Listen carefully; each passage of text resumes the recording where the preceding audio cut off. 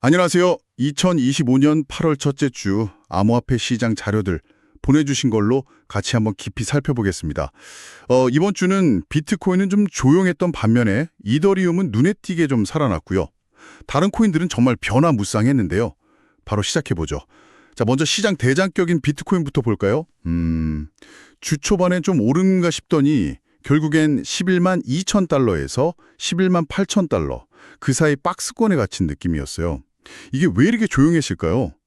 혹시 ETF 자금 흐름 같은 게 영향을 좀 줬나요? 네, 맞아요. 그게 있었어요. 전반적인 위험자산 회피 심리도 있었고, 또 주중에 비트코인 현물 ETF에서 며칠간 자금이 순유출되는 모습이 관찰됐거든요. 이게 단기적인 투자 심리를 좀 위축시킨 거죠.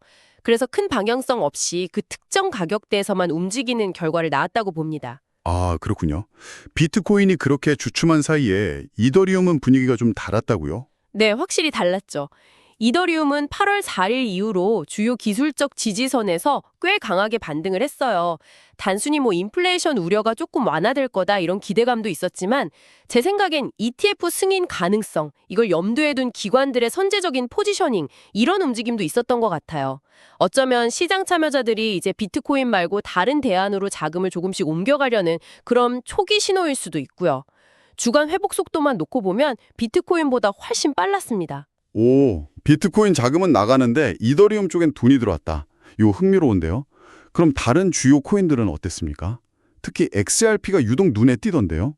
그 SEC 문제가 해결된 게 그렇게 큰가요? 네, BNB나 솔라나 같은 다른 시총 상위 코인들은 대체로 그냥 시장 흐름 따라갔는데요.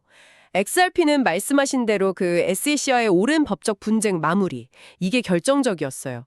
이게 왜 중요하냐면 규제 관련 불확실성이라는 아주 큰 짐을 이제 덜어낸 거거든요. 이건 다른 유사 사례에도 참고가 될 수 있고, 특히 좀 신중한 기관 투자자들 있잖아요. 그분들한테는 이 시장도 예측 가능한 부분이 생기는구나 하는 그런 긍정적인 신호를 준 셈이죠. 그렇죠. 규제 명확성이 중요하다는 건 알겠는데, 근데 리스크가 완전히 사라진 건 아니라는 시각도 있지 않나요? 아무튼 밝은 면만 있었던 건 아니죠. 몇몇 코인들은 또 급락하기도 했다면서요? 네네, 모든 코인이 웃었던 건 아닙니다. 예를 들어서 SUI 같은 경우요. 8월 초에 예정됐던 대규모 토큰 잠금 해제, 흔히 언락이라고 하죠.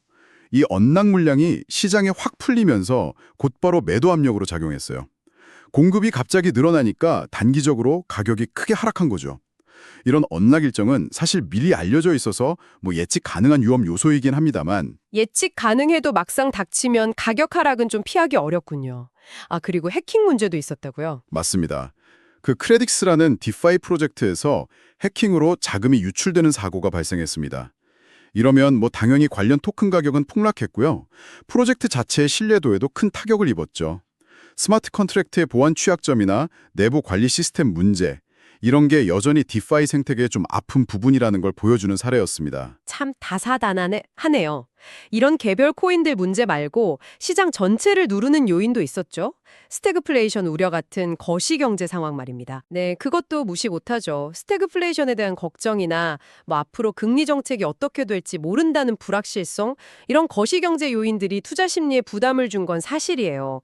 아까 말씀드린 비트코인 ETF 자금 유출도 이런 거시적인 불안감하고 전혀 무관하지 않다고 보고요. 근데 흥미로운 건요. 이런 불안 속에서도 미국 정부나 기관에서는 암호화폐 규제나 연금 있잖아요. 401k 같은 거요. 이런 연금 편입 논의는 계속 진행 중이라는 거잖아요. 그러니까 단기적인 불안이랑 중장기적인 기대가 막 공존하는 그런 상황이네요. 정확합니다. 딱 그 상황이에요. 단계적으로는 개별 코인의 언락 물량, 해킹 사고 위험, 또 ETF 자금의 일시적인 유출, 그리고 거시경제 불확실성 때문에 변동성이 커질 수 있다는 점은 유의해야 하고요. 특히 레버리지 투자는 더 신중해야겠죠.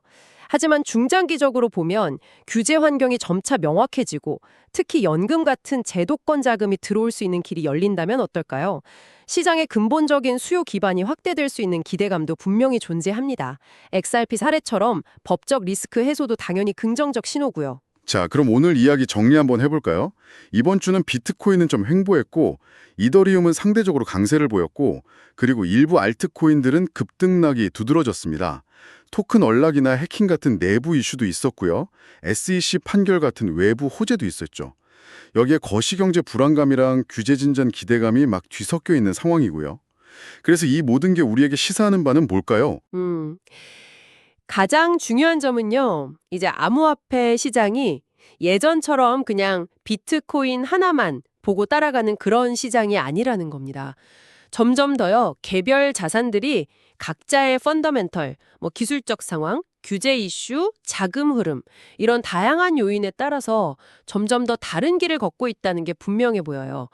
이런 복잡하고 다변화된 환경 속에서 이제 당신은 과거의 방식에서 좀 벗어나서 어떻게 자신만의 분석 틀이나 투자 원칙을 더 정교하게 다듬어 나가야 할지 이걸 진지하게 고민해 볼 시점이 아닐까 싶습니다.